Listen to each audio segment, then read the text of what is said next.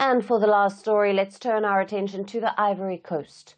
The country is reeling under a political crisis, barely a few months before the presidential vote in October, and the exclusion of opposition leaders from the upcoming polls has further fueled public outrage. Earlier this year, 4 main opposition figures, President Ouattara's main rivals, were barred from running by the Electoral Commission. Now, these include the former president, Laurent Gbagbo, and the former Credit Suisse chief executive, Tidjane Thiam. Now, angry and frustrated with the Commission's decision, last week thousands of Ivorians took to the streets of Abidjan. We are demanding a revision of the electoral roll.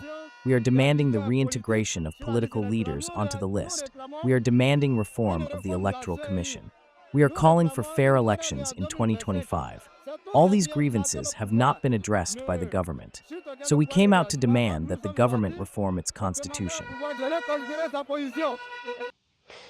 Earlier this year, Gbagbo and Thiam joined forces to challenge Ouattara, who is seeking a 4th term.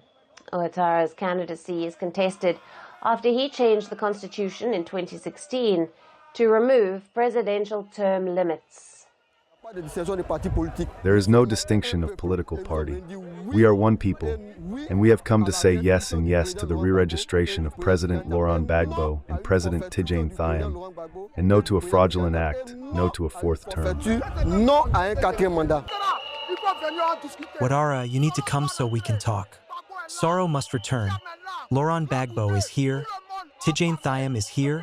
Charles Blegoud. Everyone, we need to talk and move forward. Let's avoid bloodshed because bloodshed is not good.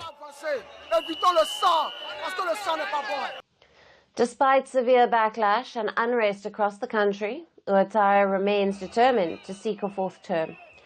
The 83-year-old president has justified his decision to run by saying that the country is facing unprecedented security, economic and monetary challenges that require experience to manage them effectively. But the public is clearly not buying his claims.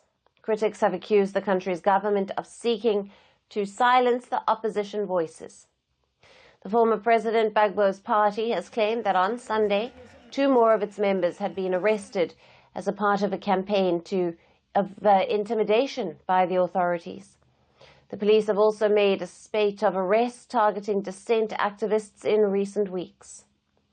Ouattara is the latest among a growing number of leaders in West Africa who remain in power by changing constitutional term limits.